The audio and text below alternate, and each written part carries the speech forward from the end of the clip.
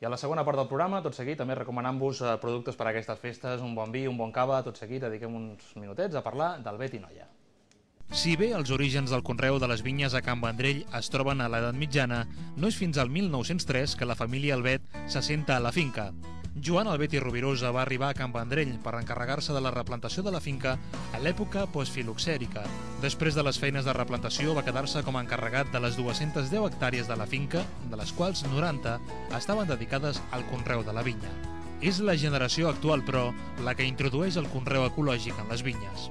En Josep Maria es fa càrrec de la finca a partir de la mort del pare, el 1972, i és a finals d'aquesta dècada quan comença a elaborar els primers vins ecològics.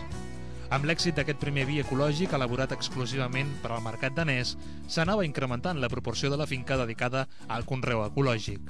L'any 1986 es constitueix l'actual empresa Albet i Noia, impulsada pels germans Josep Maria i Antoni Albet i Noia i per la seva mare, Núria Noia i Rafeques. La família aprofita l'oportunitat d'adquirir finalment la finca que portaven des de feia 3 generacions. És en aquest moment quan es decideix començar l'ampliació i millora contínua de les instal·lacions i a dedicar el 100% dels terrenys al conreu ecològic. Actualment controlen 76 hectàrees dedicades al conreu de la vinya i compren raïm de pagesos locals que també s'han convertit al conreu ecològic. Avui al Petit Celler, Albet i Noia.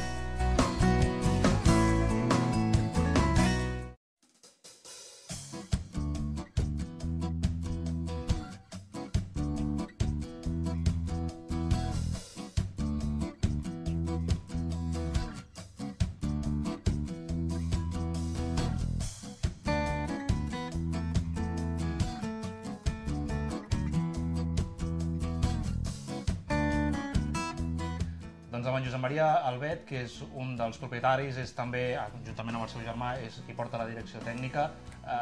Igual que hi ha hagut un canvi de govern al país, tenim aquí el president, no president, per això, de la DEO Penedès, que també és un orgull i un plaer tenir-te també amb aquest càrrec. Com ha anat això una mica? Explica'ns com... Bé, jo tenia ganes de fer coses al Penedès, crec que en podem fer moltes. Sí. I bueno, vaig proposar-ho, els elaboradors em van donar suport de seguida, pràcticament tots, i els viticultors van veure-ho bé i bueno, va sortir el tema, va sortir i ara ja estem fent coses. I quan vas guanyar vas fer el saltito també? No, però és un tema que em feia il·lusió perquè penso que puc aportar coses perquè el Penedès millori.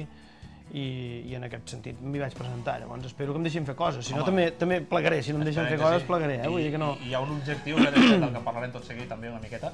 Fa 34 anys que al Albet i Noia feu vins ecològics, des que tu ja de molt petit vas descobrir que hi havia una paraula que era ecologia i et vas una mica ficant al tema.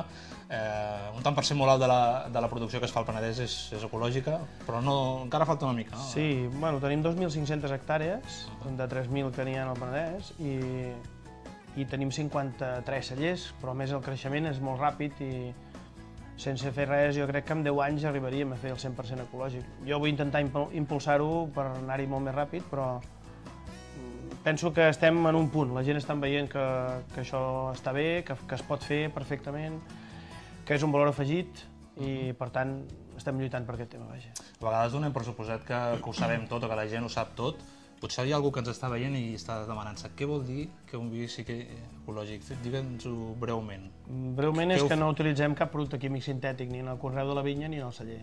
Hi ha un quadern de normes amb el que pots fer servir i el que no pots fer servir, la majoria són productes naturals, pràcticament tot, i ja està, és així de senzill, o sigui, és un producte més sa, més net i més respectuós. Sí, podria ser com amb el menjar, no? Les patates ecològiques que no porten components químics, però amb el raïm. I en el conreu també no s'ha fet cap, ni s'ha fet servir herbicides, ni s'ha malmès la terra. Tot el procés no hi ha cap manipulació que no sigui correcta, diguem. Molt en la línia amb el que necessita el planeta, per dir-ho d'alguna manera, no? El tema del canvi climàtic i tot això, doncs, és molt en aquesta línia. Parlem d'Albet i Noia, tenim ja les festes aquí mateix, tenim vins, tenim cava, tenim un barrica 21, que ens explicaràs per què es diu, i que va amb un envoltori així molt maco, ara ideal per fer un regal a les festes. Així molt breument, tenim molt producte, no? Molt vi, molt cava. Bueno, fem moltes coses perquè som molt inquiets. Ens agrada fer moltes coses, jo sempre penso que la vida és molt curta per veure un sol vi i per treballar amb un sol vi o una sola vinya, i per això fem moltes coses, ens agrada provar varietats antigues, tenim una línia de recuperació de varietats antigues, ensejar-ne de noves, millorar les que tenim. Bueno, no parem de fer coses. És un celler no excessivament gran, però molt divertit, perquè fem moltes coses. Tenim molt producte. Home, t'he dit molt enfeinat, perquè porta molta feina fer tantes coses, però... Què tenim des de vi negre, vi blanc, una miqueta així? Tot tenim blancs joves, blancs amb semicriança, blancs amb criança. Aquest va quedar el 5è del món de chardonnays. Tenim varietals de Tempranillo i de Syrah, que són dues de les varietats negres més arrelades a casa nostra. I després tenim una gamma de caves també, des del Brut, el Brut Nature Reserva, un dolç especial per postres també.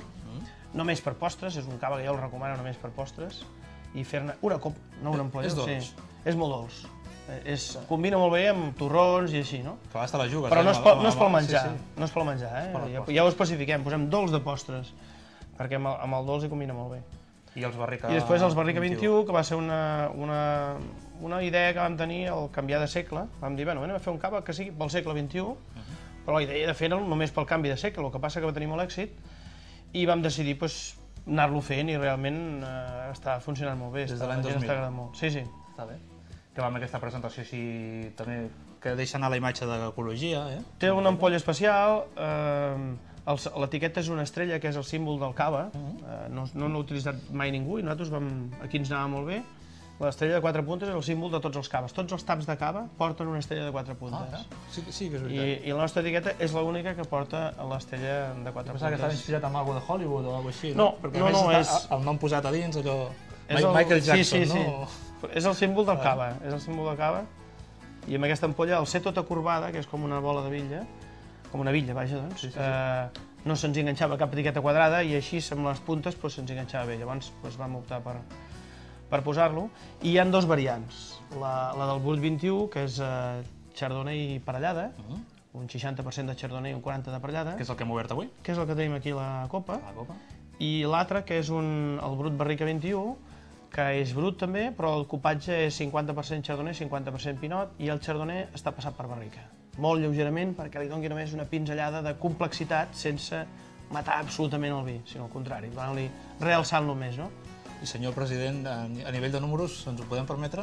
Sí, jo crec que sí. Els nostres vins i caves no són cars. Una de les coses que jo crec que ens està aguantant molt en aquests moments de crisi i això, és que tenim una relació preu-qualitat molt bona. Llavors això, jo en aquest aspecte sempre he sigut una mica social. Penso que hem de ser capaços de fer bons vins i que tothom en pugui disfrutar. No fa falta tenir molts diners per comprar bons vins i penso que ho estem aconseguint. Ha sigut una aposta de filosofia des del principi, això, I es reflecteix en una realitat de la que parlàvem fa un moment, que no han baixat les vendes, no? Sí, no estem baixant vendes, al contrari, estem pujant lleugerament perquè és molt complicat ara, però per nosaltres és molt significatiu i molt satisfactori, i no solament per mi, inclús per la gent de casa, que aquesta aposta que en alguns moments ens ha dit home, coi, pugeu fort i els sous amunt i tal, i hem tingut una política sempre d'aquesta creença que els vins han de ser per tothom, no per una èlite, i els vins bons també, i llavors jo penso que ara estem recollint fruits d'aquesta línia de treball. A més, la gent que ens veu des de tot el centre de Catalunya, que vingui al petit celler, a la botiga de vins, aquí al passeig de Pere III, número 18, aquests dies tenen un 10% de descomptes, com si haguessin baixat allò l'IRPF aquests dies. Sí, bueno, és com allò de comprar els llagostins una mica abans de Nadal. Sí. Si es compres més aviat, sempre pots tenir de vegades més opcions, i vas més tranquil, en quan no tens corredisses al final i aglomeracions de gent i això. El producte és que es guarda, més el podem guardar 10 dies a casa que no passarà res. Sí. Doncs Josep Maria, gràcies per la visita. Nosaltres acabarem aquí fent un brindis ja felicitant a les festes. Els productes del Betinoia, recordeu també, els trobareu aquí al petit celler. Salut!